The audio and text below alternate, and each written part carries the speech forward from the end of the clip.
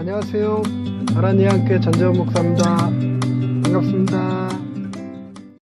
안녕하세요. 바라니안교회 전재원 목사입니다. 혹시 스릉흔드라는 말을 들어보셨는지요? 스릉흔드라는 말은 입을 악 물고 사랑한다 라고 말하는 뜻을 스릉흔드라고 합니다. 청소년 애들이 쓰는 표현인데요. 그냥 사랑한다 이렇게 말하는 것보다 스릉흔드 이렇게 말하는 것이 더 강하게 느껴지는 언어라고 하네요. 우리 청소년 애들이 복음화율이 점점 떨어지고 있잖아요. 그것이 어쩌면 우리가 쓰는 언어와 그 아이들이 쓰는 언어의 괴리에서부터 비롯된 것은 아닐지 잘못 궁금하기도 하고 의심이 가기도 합니다. 오늘은 설교를 준비하면서 예수님이 쓰셨던 언어가 아람어라는 사실에 집중해서 한번 말씀을 증거해 보도록 하겠습니다. 왜 아람어를 쓰셨을까? 결론적으로 말씀드리자면 그것이 곧 우리를 사랑하시는 언어였기 때문이라고 하겠죠. 말씀을 한번 녹음해 보겠습니다. 샬롬, 하나님의 평강이 삶에 가득하시기를 기원드립니다. 예수님이 십자가에 달리실 때 십자가 위에는 나사렛 예수 유대인의 왕이라 쓰인 명패가 달려 있었습니다. 이 명패는 라틴어, 히브리어, 헬라어로 기록되어 있었지요. 로마가 다스리던 시절이니 공문서 언어는 라틴어였을 것이고 그리스 문화가 대세였으니 헬라어로도 기록되었었겠지요. 그리고 예루살렘에서 유대인을 사형 집행하는 것이니까 히브리어도 쓰여 있었습니다. 그럼 예수님은 실제로 이 세 언어 중 어떤 언어로 말씀하셨을 것 같나요? 셋 다 아니었습니다. 예수님은 아람어로 말씀하셨지요. 베드로에게 개바라 하신 것도 아람어였고 죽은 소녀를 살리실 때 소녀야 일어나라 하셨던 그 달리다굼도 아람어였습니다.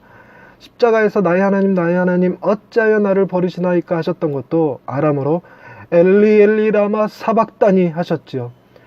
예수님은 당대의 유대인들이 가장 많이 사용하던 아람어를 쓰셨던 것입니다. 아람어는 페르시아가 중동의 지배권을 잡았을 때 널리 사용되던 언어였습니다. 유대인들이 페르시아의 포로로 끌려가 살면서 아람어를 쓰게 되었지요. 아람어는 가장 대중적인 언어가 되었지만 생각하기에 따라서는 이스라엘의 흑역사를 상징하는 언어일 수 있습니다. 우리식으로 말하면 일제강점기 때 쓰던 일본어가 여전히 남아있어서 그 언어를 쓰는 것과 같지요. 가급적 일본어를 쓰지 않겠다고 하면서 국수에 다대기 넣어서 먹고 애들 학교 갈 때 단돌이 잘 시켜서 보냈지요. 너무 빡빡하게 살지 말고 유도리 있게 살아야 한다고 말하기도 합니다. 다대기, 단돌이, 유도리가 다 일본말이거든요. 그런데 어쩔 때는 이런 일본말을 우리말로 뭐라고 해야 하는지조차 생각이 안 날 때가 있습니다. 신기한 것은 저는 일제강점기를 전혀 겪지 않은 사람인데도 말이지요. 바울은 고린도전서 14장 19절에서 방언에 관해 이런 말씀을 하셨습니다. 그러나 교회에서 네가 남을 가르치기 위하여 깨달은 마음으로 5마디 말을 하는 것이 1만마디 방언으로 말하는 것보다 나으니라. 아멘. 방언이 나쁘다는 것은 아니고요. 방언은 하나님께 개인적으로 기도할 때 하는 것은 괜찮지만 대중 앞에서 하기에는 좋은 말이 아니라는 것입니다. 바울은 비록 개인적으로 하는 방언이라도 자신이 못 알아듣는 언어니까 할 수 있으면 통역하기를 사모하라고까지 했었습니다. 방언이 천사의 말이라 할지라도 무슨 뜻인지 모르면 아무 소용이 없는 것과 같지요. 심지어 28절에 보면 만일 통역하는 자가 없으면 교회에서 잠잠하라고 명하기까지 하셨습니다.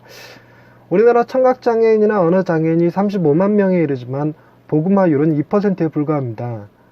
가장 큰 걸림돌은 그들이 사용하는 수화를 가지고 복음을 전하는 사람이 많지 않기도 하고 수화가 기독교 용어를 모두 담아내지 못해서 의미 전달이 잘 안 되는 이유도 있지요. 소위 언어 장벽이 복음화를 가로막고 있는 것입니다. 청소년 복음화율도 해를 거듭할수록 떨어지는 이유도 청소년 언어가 외계어 수준으로 변하고 있는데 복음은 청소년용으로 나오지 않은 까닭이기도 합니다. 예수님이 청각장애인을 고치실 때 단순히 아람어로 에바다, 즉 열려라 라는 말씀만 하신 것이 아니라 그 귀에 손가락을 꽂은 이유도 그 사람에게 몸으로 뜻을 표현하신 것이었습니다. 예수님과 하나님은 동일한 분이시지요. 성령님과 함께 삼위일체의 하나님이셨습니다. 하지만 예수님은 하나님과 동등됨을 취하지 않으시고 스스로 낮춰 종의 몸을 입으셨지요. 그런 예수님을 하나님은 독생자라고 표현하셨습니다. 이는 하나님이 예수님보다 먼저 계셨고 지혜와 능력이 한 수 위라서 예수님을 아들이라고 표현하신 것이 아니었습니다. 독생자라는 말은 우리가 하나님의 사랑을 이해할 수 있는 우리식의 최고의 표현이라서 그 단어를 사용하신 것이지요. 언어는 그저 수단에 불과합니다. 가장 중요한 본질은 그 언어에 담긴 하나님의 뜻이겠지요. 바울이 디모데후서 3장 16절에서 모든 성경은 하나님의 감동으로 된 것이라고 했잖아요. 성경을 100번을 읽어도 그 안에 담긴 하나님의 감동을 읽어내지 못하면 아무 의미가 없고, 단 한 구절을 읽어도 그 안에 담긴 하나님의 감동을 느낄 수 있다면 그 구절이 그 사람의 삶을 변화시킵니다. 성경을 읽다 보면 이해하기 어렵고 난해한 말씀들이 많은데 2000년 전 유대 땅에서 벌어진 일이라 시대가 다르고 문화가 다르며 언어가 다른 우리의 귀에 이해되지 못할 수도 있습니다. 하지만 그 어떤 말씀을 하셨더라도 그 말씀은 우리를 사랑하시는 하나님의 마음으로 기록되었을 것이 분명하지요. 비록 책망하시는 말씀으로 들려지더라도 그것은 우리를 사랑한다는 의미입니다. 왜냐하면 예수님이 인간의 몸을 입으시고 아람어를 통해 말씀하신 이유가 하나님의 사랑을 전하는 행위였기 때문입니다. 할렐루야.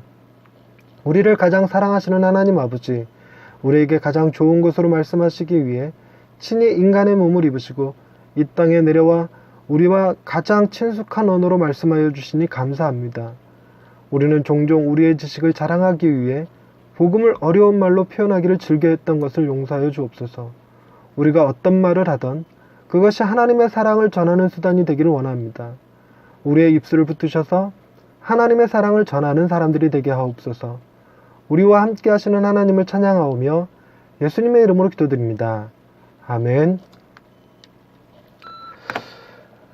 구약의 십계명도 어떤 언어로 기록되었을까 가만히 생각해 보면 그때 당시에 히브리어가 있었다고 생각하기, 추론하기가 좀 어렵죠. 어쩌면 그것이 이집트어로 기록되었을지도 모릅니다. 그래서 하나님께서 모세를 이집트 왕궁에서 40년을 살게 하신 이유도 어쩌면 하나님의 말씀을 기록할 글자를 갖게 하시기 위함이었을지도 모른다는 생각이 드는 것이죠. 그런데 그것이 이집트어냐 히브리어냐 헬라어냐 하는 것이 중요한 것이 아니라 그 말씀을 하신 이유가 무엇이었느냐 하는 것이지요.